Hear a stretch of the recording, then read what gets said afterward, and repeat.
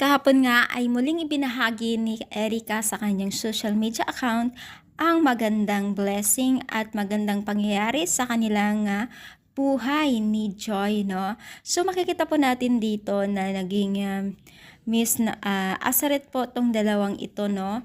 So talagang mula nung tinulungan po ng Team Kalingap itong si Erica ay talagang nagdadagsahan na po ang blessing sa kanya. Sobrang nakakatuwa po kasi patuloy po ang kanyang mga magagandang nangyayari po sa kanya, especially po sa kanya rin pamilya, no? So, kung maalala po natin ay pinangako rin ni Kalingap Rab kay Erica na isa sa mga napiling scholar, no? So ngayon po ay pumapasok na po itong si Erica at na talaga naman pong marami na rin pong opportunity na tuloy-tuloy po para sa kanya, no?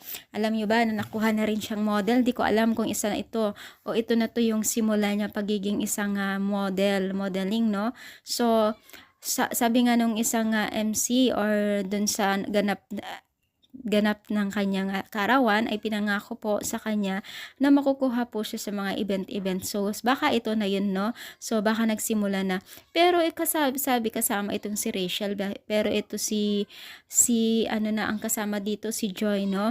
So alam nyo ba na itong si Joy at Erica at Dara ay talaga naman pong parang magkakapatid, kumbaga ang sweet nila kung pagmamasdan po natin, no? Nakakatuwa lang kasi tuloy-tuloy po ang kanilang blessing na natatamo mula noong tinutulungan na po ng Team Kalingap ng tatlong ito. At marami rin pong nakapansin sa kanila na tila pinagbibiyak po ng buto ng mga ito dahil kung nasaan ng isa nandun din. At napaka-sweet nila sa bawat isa, hindi sila naiilang, no? So, sila pa lang yung tinulungan po ng Team Kalingap na kabataan na talagang sobrang sweet at sobrang close, no? Na talaga naman pong marami rin nagre-react na magagandang komento sa Team Kalingap dahil nga po sa magandang impluensya nila sa mga kabataan na ito. At sana ay maging tuloy-tuloy na rin po ang magandang pangyayari sa mga kabataan na ito dahil unang-una sila po ang magandang halimbawa din sa mga matutulungan pa lang ng Team Kalingap, no? Nakakatawa kasi sila yung sobrang close po, no? Ang babait po nila. Sana pagpatuloy pa rin po natin ang pagsuporta sa Team Kalingap at sana ganun rin po ang pag-suporta natin kila Kuya Bal at lahat po ng mga kasama nila sa pag-charity vlog, no?